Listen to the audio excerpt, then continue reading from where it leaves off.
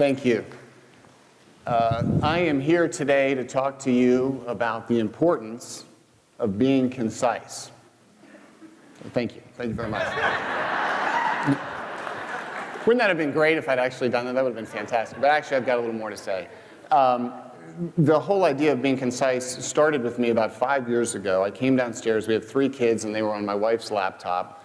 And my instincts as a father is to say, all right, kids, that's enough video time. Get outside. But then I started watching the content that they were watching. And it was videos like this, really compelling footage, people with sharks, swimming with sharks, surfing with sharks, interacting with sharks. And my kids were just video. And so they were watching them. But then I started to watch the way my children watched videos. And what I saw was they would scroll to the bottom, which you can't quite see on this image. But if you scroll to the bottom, as you know, the little time code thing comes up. And my kids wanted to see how far they were into videos, really because they wanted to know how much time was left. And they were doing it on videos like this. And I thought, if they're doing it on videos like this, they're going to do it on anything. So I work in film and television, and I have for 25 years. And I thought, what if there was a way to put time into videos? And so the next day I went in, I sat in with a good friend of mine who's an editor, and I told him what had happened, and I said, let's play around with that. So we started to put time into film and television shows that we had done. And the truth be told, it didn't work. We'd put it in the corner, and it was kind of a distraction. We put it in the middle. We made it transparent. It just didn't work. It was annoying, and it actually made the pieces look unfinished. Because in our business, you run time code on things so that clients can give you notes.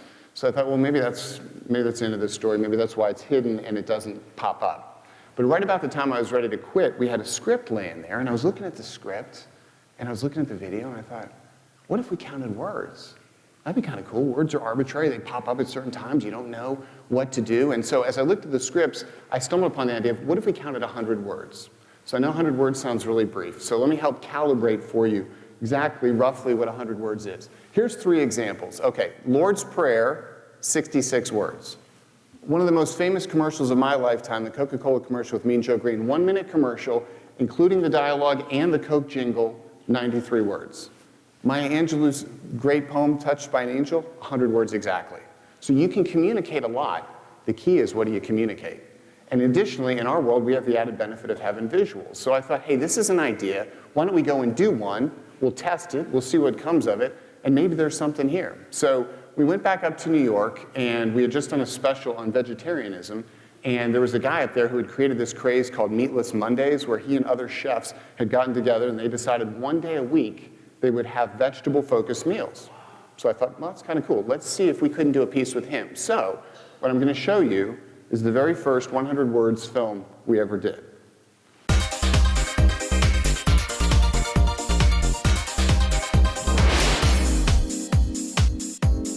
The hardest thing as a vegetarian is the lack of choice. We decided to turn Monday into a strictly vegetable-focused restaurant.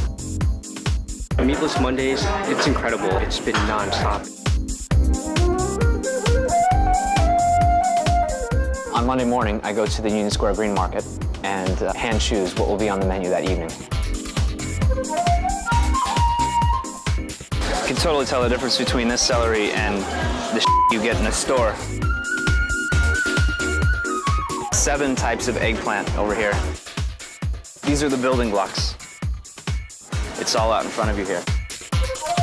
It's treating the vegetable, which is normally the side dish, as the star.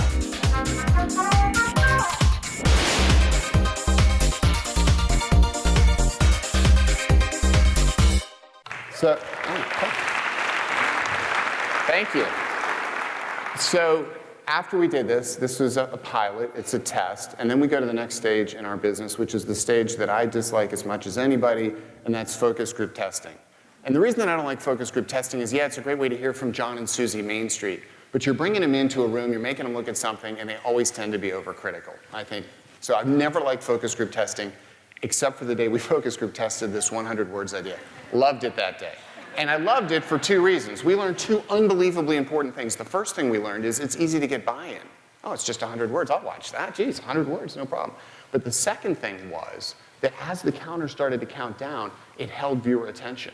So I walked out of there going, oh my gosh, we got buy-in and we're holding viewer attention. That's everything in our business. This is something.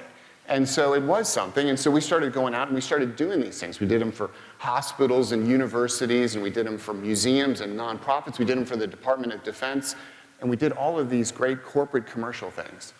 But at the end of the day, I have always wanted to be a filmmaker, and so it's been a passion of mine forever. In fact, if you'd met me a generation ago when I graduated from college and you said to me, what do you want to do? Well, I would have said, I want to be an independent filmmaker. And if you would have then said to me, what's an independent filmmaker? I would say, oh, independent filmmaker, that is a storyteller. That is a true artist. That is an auteur. And I probably would have said it like that. But today, if you ask me what's an independent filmmaker, I would say to you, oh yeah, that's somebody who doesn't have any money. So, kind of an overly caustic take, but the reason that I say that is that the film business is incredibly difficult to get into. It's expensive to make films. It's still very bi-coastal. You have to know people. Consequently, myself personally, it took me 15 years from the time I graduated college until I was able to have enough money, friends, frankly, guts to go out and make a film. So I've always thought, that's too long. So is there anything we could do to help expedite the process for aspiring filmmakers who don't necessarily live in New York or Los Angeles and who don't necessarily have a trust fund to fall back on? How can we help those people be visual storytellers and get out there a little faster? So we've created this idea that Mike mentioned earlier, the 100 Words Film Festival, and here's the only thing we say. We say, you come up with a film on any subject, any length, it just has to have 100 spoken words. And our motivation there is to hopefully democratize the process, because anybody can make a film with 100 spoken words, if that's the only criteria. But that's just enough time for you to make a film that has a beginning, a middle, and an end. And if you do that, and your film's selected, we'll even put the graphic counter on. We'll make sure that when you enter into the film festival, it's at a low price point. But here's what happens if your film is selected. 5 things. You're the beneficiary 5 ways. First, your film will be professionally reviewed. It's an invaluable experience. It's very important to see what professionals think of your work. Second, you have the opportunity to compete for prize money. Third, your film will show in a venue that's big like this.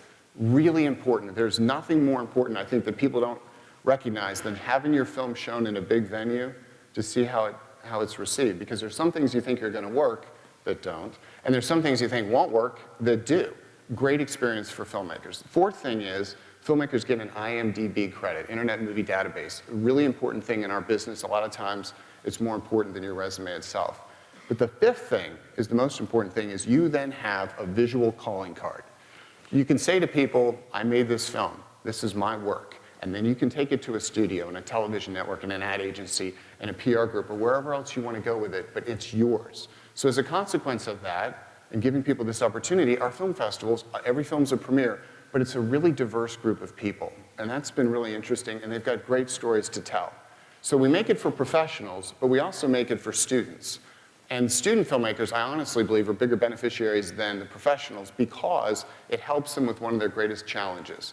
I have an opportunity to speak to colleges and universities, and film students today are technically brilliant. I mean, they shoot great images, they know how to cut, they know music, they know graphics, but the thing that holds them up is story. And so sometimes I'll see somebody go, hey, I heard you made a film, what's your film about? And they'll go, oh yeah, well, I shot it on a 35mm camera. Well, but what's your film about? Oh, well, I edited it and I did all these great things. They don't want to talk about story, and the reason they don't want to talk about story is predicated on writing. And writing is hard, and the biggest challenge that young filmmakers have is there's a tendency to overwrite. Same thing with professionals as well. It's hard to know how visuals will sustain your story, let alone advance it, unless you do it over and over and over again. And by making them focus on words, as crazy as that sounds, in just 100 words, it makes them write more concisely, which is important and makes them better writers. It's kind of like that Mark Twain adage where he apologized for writing a long letter because he didn't have enough time to write a short letter. Writing short is harder, and so they benefit. Schools are a beneficiary as well. The other thing that we've done with the student filmmakers that we're excited about is we've had the student filmmakers paired with charitable organizations in their greater community. And we do that for a couple reasons. One, we want the students to have the framework to tell an important story. Secondly, we want the charitable organizations to have a fresh new means and way to have their story told. So it's kind of a win-win. After the first year that we did it, we got some foundational funding, and as a consequence, we're now able to give those student filmmakers the opportunity to have some professional mentoring, which gives them real-world experience, elevates the quality of their films, but it also gives a better film to the charitable organization that can use it in whatever way they want. But keep in mind, it's a film, it's not a PSA. So we're excited about that. And the last thing I would say for audiences is that the film festival, every film's a premiere. It's a very diverse group of people, but they're shorts. Short films have become very popular, which is yet another way to substantiate this concept that shorter is really starting to resonate with people. You know, a long time ago when I went to the Sundance Film Festival 20 years ago, they would show shorts down the street in kind of the crappy theater where they showed the foreign films, I hate to say it. But now they end big film festivals with shorts. They're really popular. So it's a great thing for film buffs to see. So when I was doing this whole exploration of the 100 words idea, I thought that there were some universal truths to this concept that extended beyond visual storytelling. And proof positive actually came forward for me in the example of doing this TEDx talk. This is definitely not the first time I've given this talk, and we've all been the beneficiaries of talking to these guys who kind of help us. And early on in one of my talks, I was sitting there and I gave my presentation, and there were 3 TEDx people writing and evaluating. And at the end, I finished, and there was that awkward pause, and one of the women said, you didn't time it, did you? And I thought, oh my gosh, I'm going to give a talk on being concise, and I'm long-winded. This is the worst thing ever.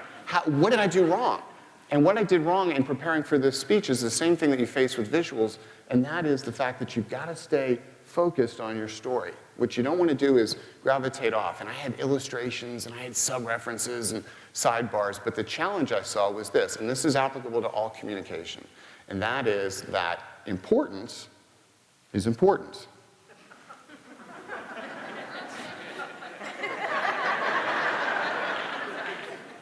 Interesting is kind of a tricky thing. Like, we gravitate toward interesting, but you've got to remember important. And the most important thing to do is make important interesting. Interesting just for interesting's sake doesn't advance the conversation, doesn't advance your film or your television show. So that was a great life lesson that I learned. So I put that in toward the end. And in conclusion, when I had this opportunity, the one thing I did know is I knew how I wanted to end. And so I want to end my talk on being concise with exactly 100 words that I have marked with some numbers here, and kind of in Bob Dylan style, I will throw them when I'm done reading them. So this is 100 words on being concise. 100 words has taught me that in a visual medium, the dance of picture to word works best with the realization less is more, and more is good, more or less. It's effective, purposeful, understandable, and thoughtful.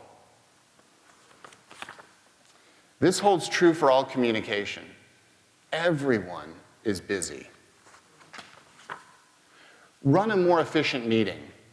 Be on point with proposals. Pithy with pitches. Concise with closing arguments, lectures, sermons, and political talks. Economize blogs, emails, podcasts, texts, instructions, speeches. Personally, be precise with loved ones, children, friends, and especially your spouse. Celebrate and maximize now.